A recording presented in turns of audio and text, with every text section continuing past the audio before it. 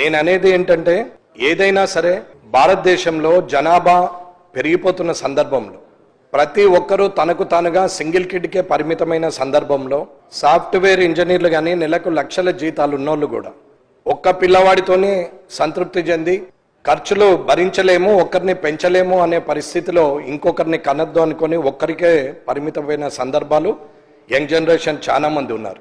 అటువంటిది వేలల్లో సంపాదన ఉన్నటువంటి గ్రామీణ ప్రాంతాల్లో ఇద్దరు కాదు, ముగ్గురు కాదు, నలుగురున్నా పర్వాలేదు, వనరులున్నాయి, ఆర్థిక సామర్థ్యం ఉంది, అందరికీ పోషించగలే శక్తి ఉంది గ్రామీణ ప్రాంతంలో. కాబట్టి వారందరూ కూడా అన్లిమిటెడ్గా పిల్లల్ని కనొచ్చు అనేది దీని సారాంశం. రాజకీయ వెసులుబాటు కోసం ముగ్గురు పిల్లలు, నలుగురు పిల్లలన లోకల్ బాడీలో పోటీ చేయొచ్చు. కాబట్టి గత ప్రభుత్వము మున్సిపల్లో ఎత్తేసింది, మేము ఇప్పుడు పంచాయతీరాజ్ చట్టంలో ఈ స్థానిక సంస్థల్లో కూడా మేము ఎత్తేస్తున్నామని చెప్తున్నారు. ఏది ఏమైనా భవిష్యత్తును దృష్టిలో పెట్టుకొని, భారతదేశ జనాభాను దృష్టిలో పెట్టుకొని నియంత్రణ పాటించాల్సిన సందర్భంలో రాజకీయ వెసులుబాటు కోసము ఇలాంటి కార్యక్రమం చేయడం అనేది ఇది సభ్యత కాదు అని నేనైతే అనుకుంటున్నాను.